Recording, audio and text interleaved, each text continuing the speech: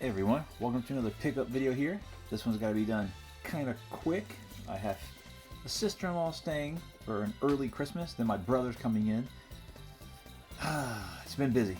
You can see here this is dirt from the renovation that is finally kind of wrapping up. One crew came in 2 days, did what took the other crew months, including fixing a lot of the stuff. Still have a handful of things to go, including some outside work, but at this point, no rushing it. We can now use the back bathroom, front bathroom's done. Thank goodness. And for a poll, I put how many times did one guy's mention having a gun? I think about 6 or 7. I kind of lost track after a while. Anytime there was a problem, this old lady was honking her horn on my street, and he just started saying, if I had my pistol. I said, whoa, buddy, that's like an 85-year-old woman. Maybe you wouldn't want to do that. The supervisor came back at some point and goes, I don't know what happened to him. He was a good worker. I think he's back on drugs. And I was like, good. Because that's exactly what you want, is a guy that's walked all through your house talking about guns and he's relapsed. But that should all be in the past, hopefully. With so much family staying, what I might do is I go for a jog every night. I might record a bit of the jog just to talk about what games I've played this year, what I'm looking forward to. It's my real only alone time. So I think I might be doing that. I'm not sure if anyone really want to watch that because it's not that exciting. But I do have these spurts where I have to walk because I can't jog the full 3 miles. I'll do about half of that. Hopefully my fat ass loses some weight. And so in those down times, I think I can just fit in small conversations. I haven't been active much this year because they've been here since August, so everything's been disrupted. But I did take advantage of quite a few sales. Haven't put anything for sale yet. That is coming. I do have some stuff set aside, believe it or not. But some stuff is stuck in storage because my parents' house still isn't finished and their stuff is blocking it. So as that thing, as their house gets finished and things get moved out, I'll be able to finally make my selection of what goes. But what I picked up, Limited Run finally sent out this little shooter collection. What is it? Dangan Favorun? This has been a while, but it's an M2 release. Look cool, but it's been so long, my mind is now going blank. This was $10 at Best Buy, or $5 maybe, Tempest 4000. This kicks off a little thing where some relatives said, hey, stuff's on sale, pick out whatever you want, tell us what it is, write you a check. And I was like, you know what, don't worry about it. And they go, nah, we don't like giving you money. They don't like giving anyone money. They want to wrap something, and it was going to have to be something. So I said, okay. I thought that's a great idea for my wife. She has no idea what to get me. I grabbed 3 games off Amazon. They had buy 2, get 1 free, and they were all also on sale. I said, hey, here's some games you can give me. And she said, I'm never doing that. So those are behind me to show. But the other relatives, they were happy. They didn't want to get out the house. They've been tired as well. So I grabbed a few games. This Tempest was just kind of a residual release. I put it in my cart with some other stuff. This was another cheapie. The Avengers for $15. I thought this was more like the X-Men Legends games that came out years back. I really like those action RPGs. A friend said not quite, but he also said they have patched it and it is pretty fun. I figured for $15. I'm actually not a huge fan of the Marvel movies. I like Spider-Man growing up. I do enjoy the new Spider-Man movies, but the Avengers are really my brother's thing. They're not bad films. I can go without seeing them for years, and I'm perfectly fine with that. Although I did like that last Thor movie, and I was never a big Thor fan. Strictly Limited sent out a update to Bubble Bobble 4 if you had ordered the Switch version. So they sent that, and they sent the Switch cart, but they sent it in just this. So in the mail, the P.O. box, this got bent and scrunched, and you can also tell by the line on the seam here, they must have just stored these in half. So, I don't know, for pristine folk like myself, that's kind of an annoyance, but I believe this was just a free extra because they wanted buyer or customers to have the latest version. So, in that respect, it was pretty nice. I got the limited run box version of the King of Fighters Orochi Saga. I had this on PS2, I hadn't tried it on PS4, read good things about it, but for these though, at this point, I'm really just playing my MVS and my consoleized MVS and Mister. So I'm probably going to be getting rid of some of these AES limited run releases. I did that thing where once I started buying them, I wanted them all, and then I realized, oh, maybe half of these I'm okay, with getting rid of. I don't know if these even hold their value. They are cool. I definitely like them, so I'm not in a rush to get rid of them. I do like the look of them a lot, and some like Last Blade 2 I'll be keeping just because I like the series that much. Speaking of Neo Geo, not a lot of Neo Geo action lately, unfortunately. Not a lot of retro either. I mentioned last video, and as everyone says, the prices are nuts. But I will say, I've seen newer people mention how there's a bubble, it's bursting. No bubble is bursting, guys. People have been talking about retro pricing since about 2010. I got on YouTube in, 08? People were murmuring back then, but you could still get tons of stuff dirt cheap. Starting in about 2010, you heard it a lot that prices had to go down, had to go. They've only spiked. You're going to see one or two, a handful of games that'll go down in price. But for the most part, these prices aren't going anywhere. They've never gone anywhere. There's no bubble. This is just what it is now. It sucks, but I've tried to work my way around it. At this point, there really is no way, unless you get a good forum deal or someone who wants to trade with you, you're just paying big bucks. So that's why you're really not going to see a whole lot of retro, but I do have an extensive collection, so I'm just going to roll with that. This is the MVS version of Xeno Crisis. Unfortunately, I have not played this. I just fired up my MVS today. It had been coated with dust, so I had to clean it 3 or 4 times, make sure there's no dust in it, no dust in the PVM. I didn't want any sort of problems with the dust settling on electronics. I've had electricity arc before on the Dust Bunny, so I was paranoid. I played King of Fighters 95 earlier, worked great, so this will be fired up later. What came with this is Xeno Crisis on the Neo Geo Cd. This is still sealed. Again, I cannot access my Neo Geo Cd. It's behind some stuff, but they are nice enough to send ROMs. So I did play this version on RetroArch. It's very close to the Genesis version. I played them back to back to double check, but of course with the music, there's a ton more music in the Neo Geo CD version. Graphically, there are little extras, at the player select screen. On the Genesis version, you can pick him or her, but on the Neo Geo CD version, they're both on the screen at the same time. So you get little extras like that, little flourishes here and there, but it's really the music that this is for. Great soundtrack. Love the game. Really looking forward to this. Probably going to put this in later today. That's if nobody comes back. Right now, everyone's out of the house, and that's why I'm doing this. It's really awkward to try to do one of these when there are people around. All right. When I was buying, I was going through what to get. There was a sale for Amazon.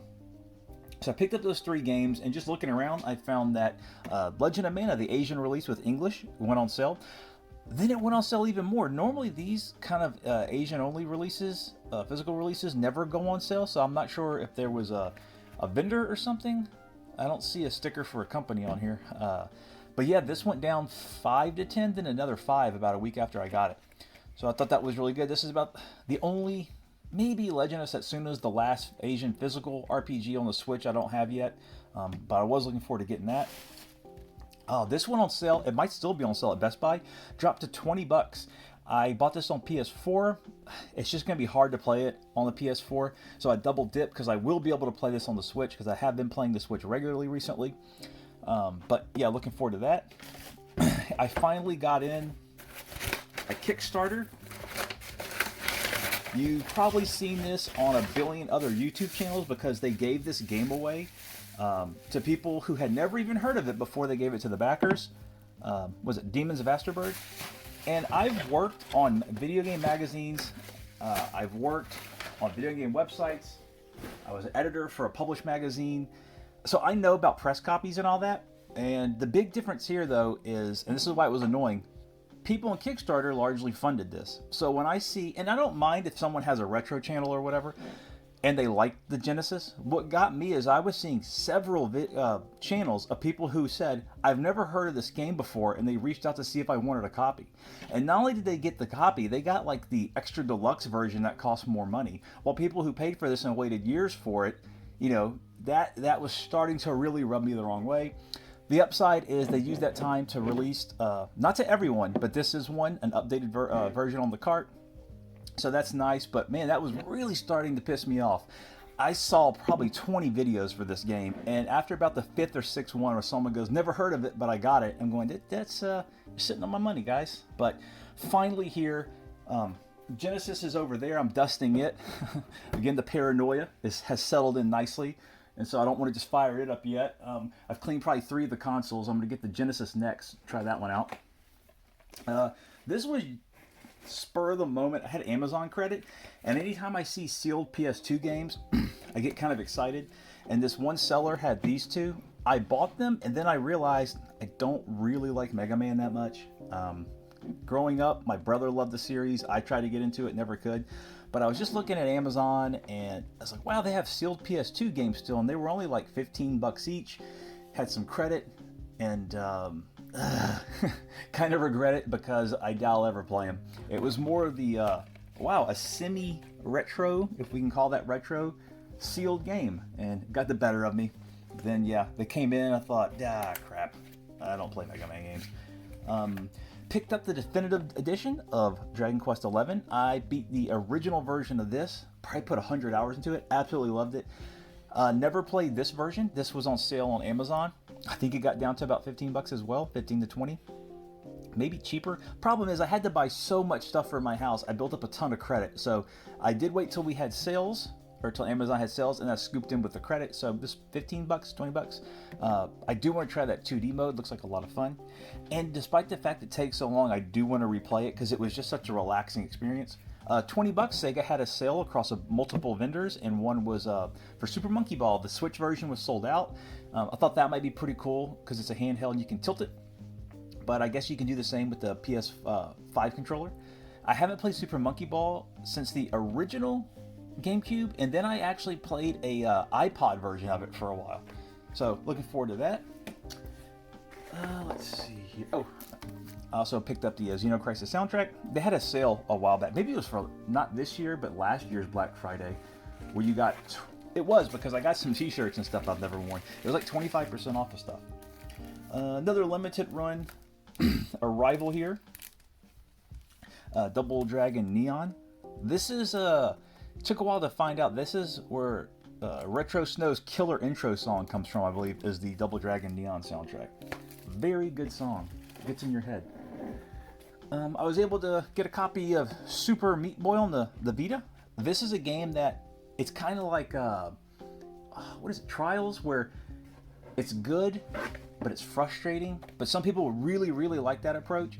I have to be in the mood for it, so I haven't cracked it open yet. I played the PC version of that a good bit, never got great at it. One of those one more try games, but I think this is their last Vita release. This was one of the Amazon buy 2 get 1 free.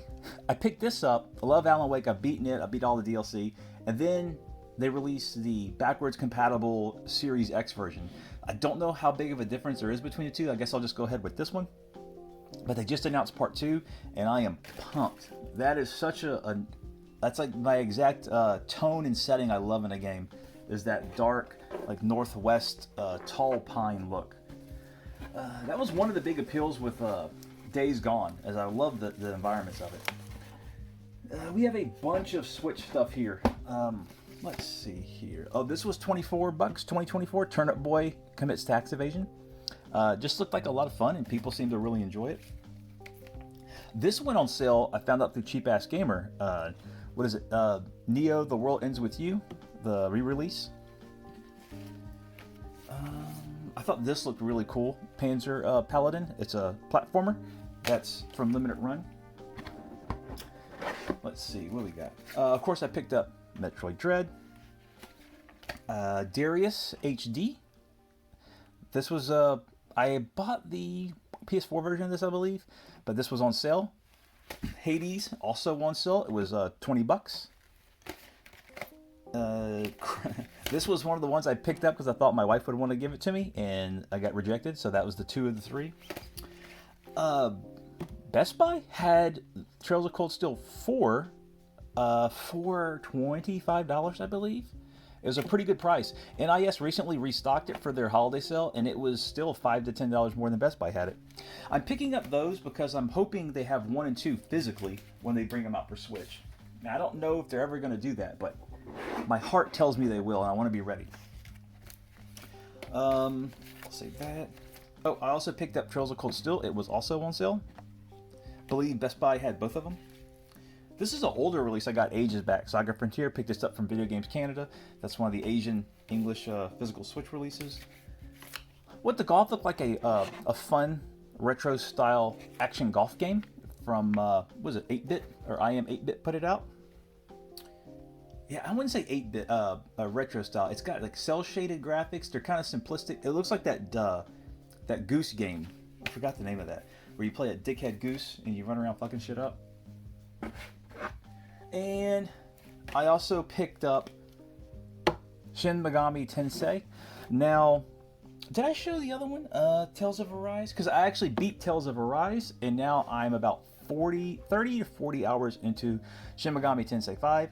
Those two have taken up most of my time, and I've been playing a ton of Order of Battle for PC. It's a World War II turn-based strategy game. You can get the base game, which includes the boot camp. It's free. $20 gets you the Pacific campaign, and you pay $10 for DLC campaigns. But they've been having tons of sales where everything's half off, so I've been playing that game a lot. I beat the Pacific campaign as the US. Now I'm playing the Blitzkrieg as German, and I'm probably going to go through both sides for all the ones I bought. That game's great. Real successor to Panzer General, but way more fun in my opinion. Now, one thing Shin Megami Tensei 5 and Tales of Arise to me has in common is the world seemed kind of lifeless. Way more so in Shin Megami. Now, granted, it's like a post-apocalyptic setting, but what I mean by lifeless isn't just that there's not a lot of characters, it's just that there's not a lot of personality at all. There's not much dialogue, and what I always liked about the Shin Megami games, or Tensei games, for the handhelds, is that you meet these really strange characters and they say these enigmatic things and you'll run across just wild stuff.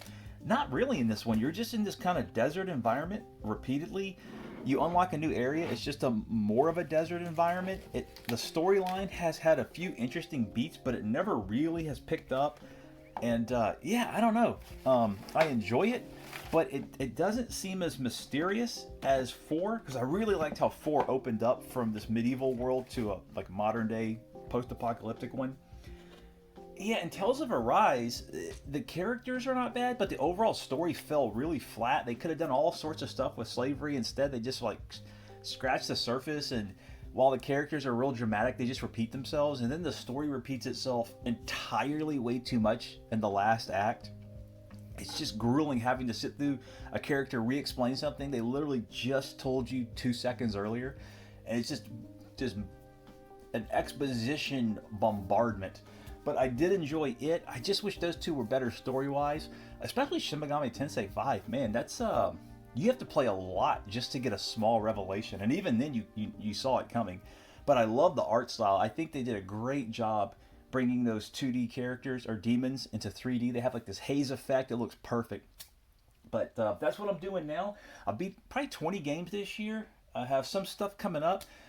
Hopefully I can get a little video out, just chatting, seeing how everyone's doing. Hope everyone's been going well. You know, holidays are here. Hope everyone's having fun and kind of settling down for the raucous next few weeks. But hopefully, I keep saying hopefully because I'm trying to rush this. I think I hear someone. I will talk to everyone soon, and thanks for watching.